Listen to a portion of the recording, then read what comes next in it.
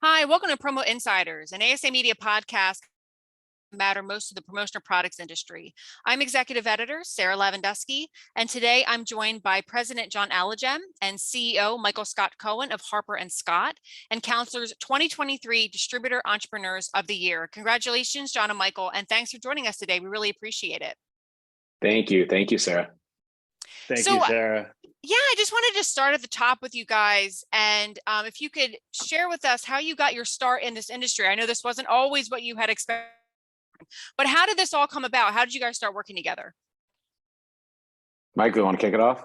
Yeah, I'll kick it off. So I was always in a sales background since graduating, and ended up working for another distributor in about 2010, somebody that opened up an office in New York. I was with them for about 4.5 years. And then I was talking with John. Our wives are very good friends, been good friends since they were kids, age 5 maybe, telling him that I was leaving, starting this company, and it didn't pique his interest at all, but except to ask me why I was doing it.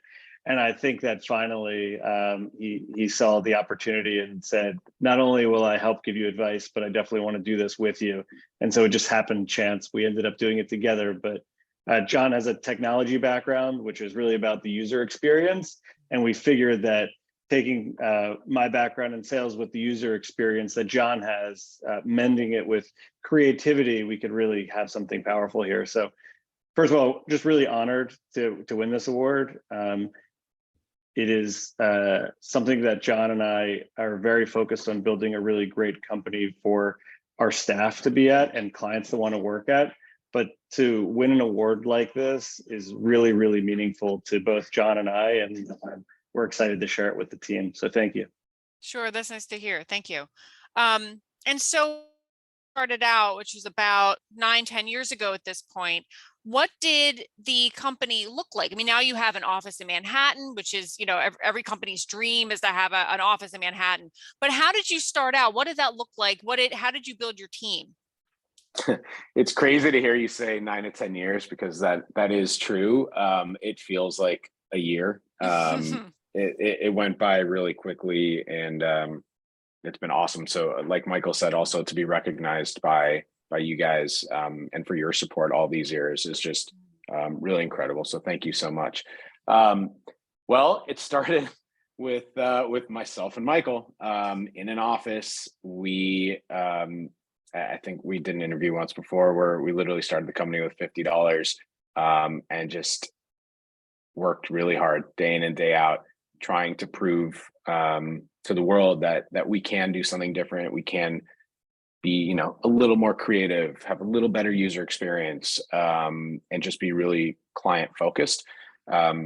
So it was just the two of us for a while. Then there was a third and a fourth. And I think we went through, Michael, like 4 or 5 different WeWork offices before we actually got our own space in the Flatiron District in New York City, of which we're still at today.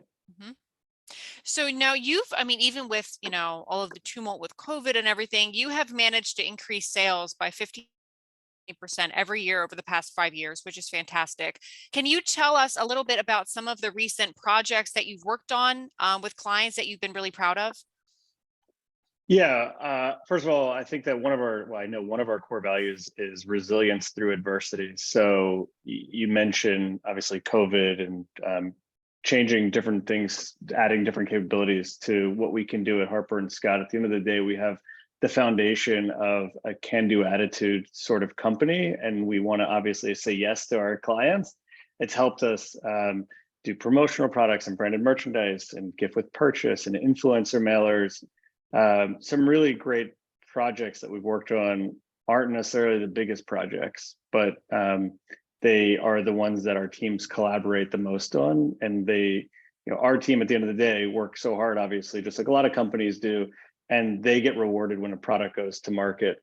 So when we see the Panera bag that we call the Panera baguette, that was one of the hottest items at New York Fashion Week, get recognized and have all of this press and all over social media, it wasn't a huge revenue driver for us. So that case, it's maybe not the biggest, best project, but for us, it probably is one of the more memorable projects, and something that I think our team is feeling a lot of reward for, because it was a big collaborative effort across many different teams. So that was probably my most memorable one. John might say that one, or I'm curious to see what John actually said. So let's ask him to.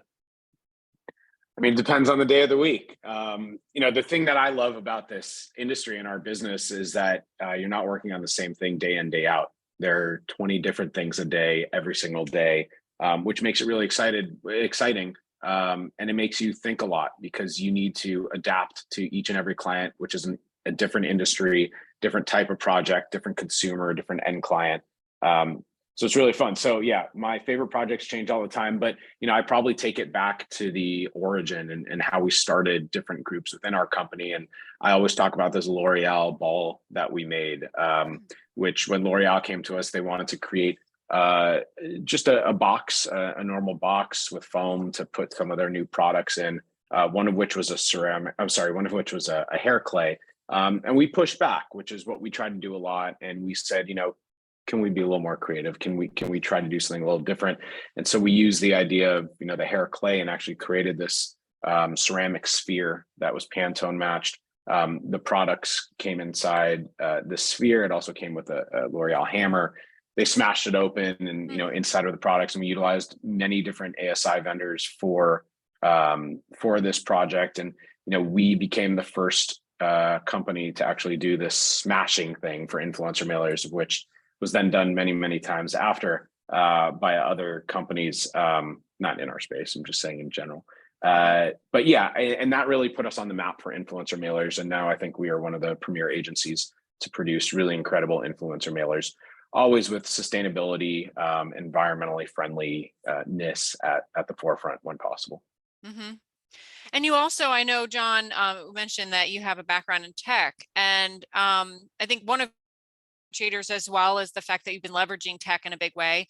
I know you talked about the metaverse and AI now. How have you been leveraging that to serve your clients better? Mike, you want to take that or want me to go? Whichever you want to. One of the biggest investments we've made over the last few years, and we were just talking about this at a company-wide meeting, has been in technology. Growing the team, learning about what's out there and how we can be there to support our clients in different facets. And even certain clients use different technology depending on the teams that we're supporting. If it's the metaverse, for instance, it was a lot of buzz from our clients learning about how they can tell the same story that we're telling through tangible products, but do it in the digital realm and make sure that they're meeting their customer where the customer is. In that case, it was learning about the metaverse and Decentraland, which is why we really try to learn as much about that as possible. We want to be the experts in a lot of different places so that our customers don't have to use so many different vendors. They can consolidate with us. AI, very similar. We're using it in a lot of different ways. We're using it for our sales team to understand the competitor landscape of our current customers, to say how we can better serve our customers and make sure we're delivering unique products to them. And we're using it also for the creative approach, also learning about different ways that we can use the core technology that we already have and leverage it in a way that maybe we can be more productive as a company. So I think we're still in that learning phase, which is really exciting, but we definitely want to continue learning as much as possible about a lot of different technology. Mm-hmm, mm-hmm. And with that said, what are your big plans for the next 2 years for your company? There are a lot. I don't think we have enough time to go through all of them.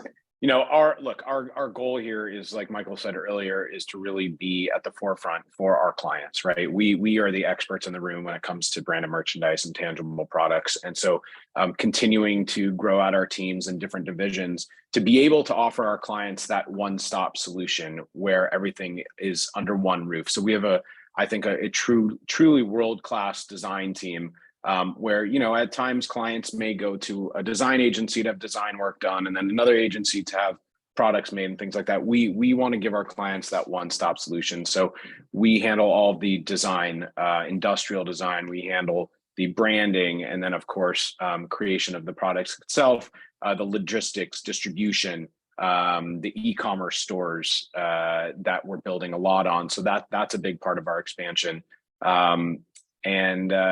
Just continuing to grow on those. Fantastic. Well, thank you guys so much. I appreciate your time today. And for more coverage of our 2020, please head to asicentral.com/news. Thanks for listening. Congratulations, guys. We appreciate it. Thank you, Sarah. Thanks so much, Sarah. Appreciate it.